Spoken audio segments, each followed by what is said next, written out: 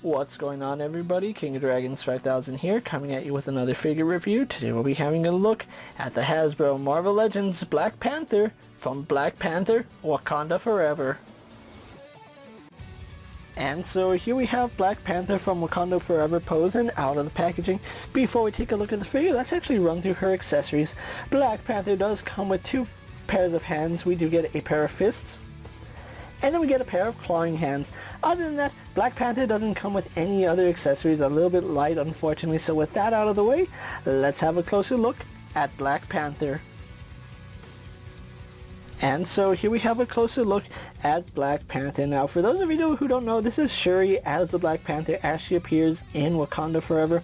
I'm not gonna lie, I really do like the way this suit came out. There's a lot of things to like about it, and I really do like the detailing that Hasbro put into it. All these little markings on the helmet look very nice. You can see that these are sculpted on. Really do like the sculpted detail, and if there's one thing Hasbro does very well, it's these MCU figures. They are sculpted very, very nicely. I do have some issues with the proportions though, but we'll talk about that in a little bit. We're still on the detailing on her helmet, where you can see she has some gold, some silver. I do like the inspiration from Killmonger's mask, where it has the teeth on the suit that's carried over from Killmonger, not T'Challa. Moving on to her costume, like I said, there is something about the proportions that are off about this figure. Now, looking at the body, something about the way her waist or her lower torso connects to the upper torso feels off, like it's not as seamless as we've seen in other figures. This seems a little segmented. Add to it, it's kind of like I don't even know how to describe this body shape. It's very weird. I don't know why it's has these angles to it. It should actually be like a rounded bodysuit, because that's what we saw in the movie. Also, her shoulders seem a little bit small. Actually, her arms just in general feel very small. She feels very petite for this character, and then you see her helmet. It's almost grossly oversized, which is a little bit baffling. You would think that they would be in proportion a little bit better than they are. But yeah, looking at her arms, they are very skinny, they're very thin. She doesn't look menacing at all, which is unfortunate. You can see that she carries over the gauntlets that she wears, and then we have her fists, which those are very small fists. I don't know why everything on this figure, with the exception of the head, is very small. I do like the detailing on it. The golds and silvers work very nicely, and it has that first Black Panther suit feel to it, which I think is the strongest Black Panther suit. On the back, yeah, I'm gonna say this, a lot of missing paint detail. I'm pretty sure that all this is supposed to be colored in like gold and silvers, and all these little raised parts should be painted silver, like we see right here in the front. On the back, we get almost no paint. We get a little bit on the shoulders, we get a little bit here on the hips, some on the back of the legs, but yeah, for the most part, no paint in the back, which is a missed opportunity. I have no idea why Hasbro just doesn't paint the back of figures. It's something that they should really start doing, because you can see spots where it feels like there should be some gold and some silver paint accents. So yeah, very big missed opportunity by Hasbro, because this is a really nice sculpt. It's just sad that they didn't go all the way with the paint detail, and even then, it's not 100% accurate to the movie, and I do understand why. This was made out of probably a concept art, and then the actual movie design was agreed upon like 2 weeks before the movie was finished. So yeah, I like the detail work. It's just sad Hasbro didn't do all they could for this figure. I do like the gold accents, I like the silver accents, I like the sculpt work,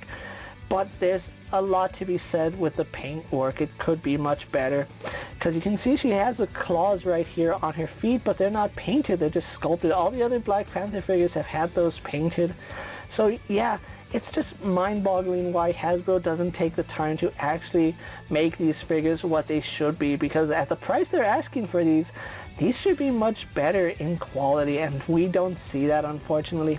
Not saying that Shuri here is a bad figure, it's just sad that Hasbro didn't put the amount of effort that she deserved to go into this figure. Sculpt wise, very beautiful sculpt. I absolutely love it.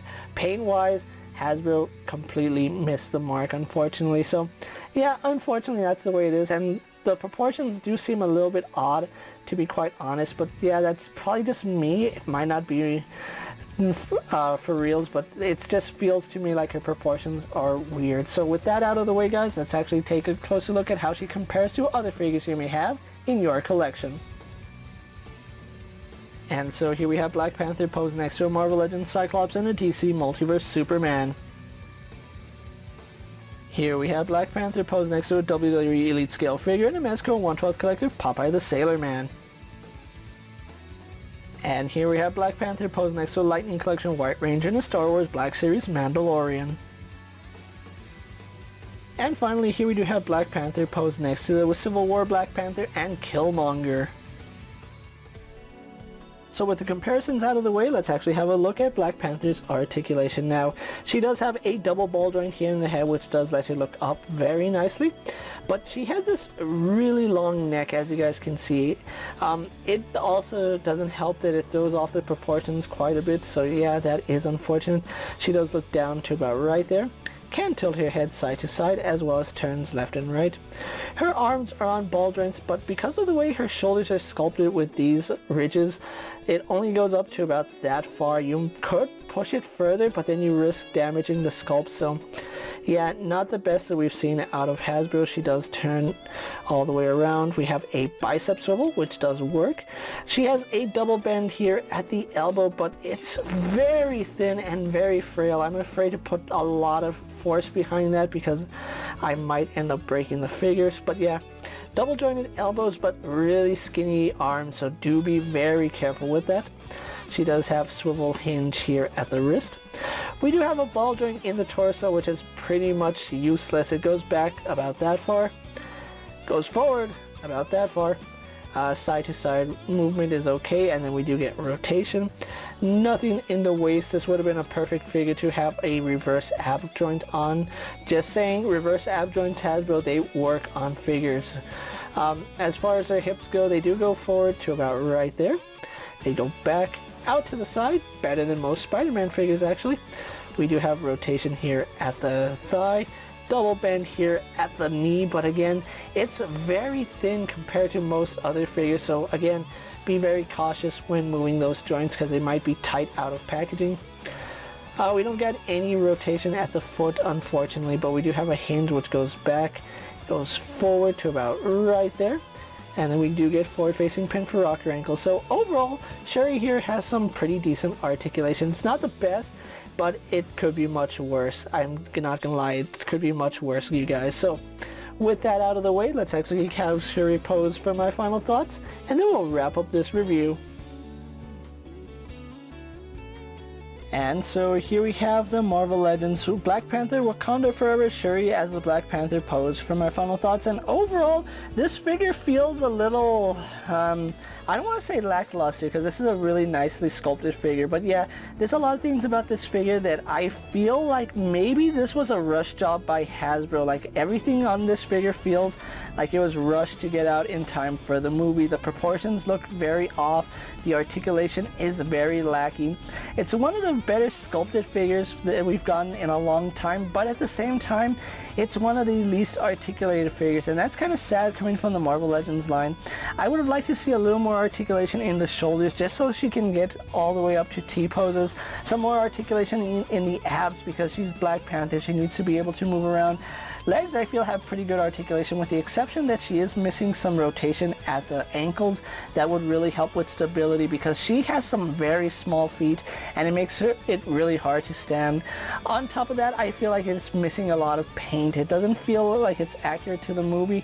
I know there's some people that have painted it to be accurate, But yeah, this just doesn't feel like a fully fleshed out figure. This feels like a rush job just so they could get it out in time for the movie, which they didn't even do that, unfortunately. So yeah, this Black Panther figure, it is good in some aspects, but then it's also terrible in others. The proportions are very, very off, especially when you see the size of her hands with the clawing hands versus the tiny little hands we got with the fists. It's we didn't even get an unmasked head with this figure. Just letting you guys know how bad this figure was rushed out. We don't get an unmasked version, so yeah, really disappointed with that. But anyway, if you guys are a fan of this Black Panther, you're probably gonna like this figure as much as I do. I just kind of wish that it had a little more thought put behind it, because it does feel like a rush job by Hasbro. If you are looking for this figure, Shuri is starting to hit online retails at the time of making this video, such as Amazon, Big Bad Toy Store, and Entertainment Earth. If you're a fan of Shuri and a fan of the Black Panther Wakanda Forever, you're going to really enjoy this figure. But for most people, yeah, I can see a lot of people passing on this figure just because it's not as good as we've seen out of Hasbro, because Hasbro can do really good stuff.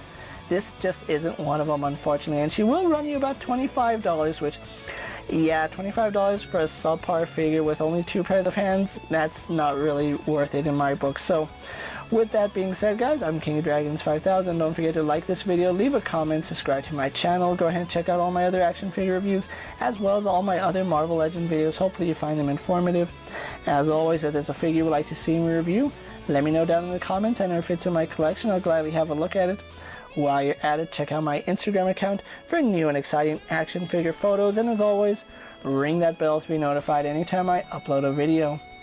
Until next time, guys, I'll see you later. Take care, everyone.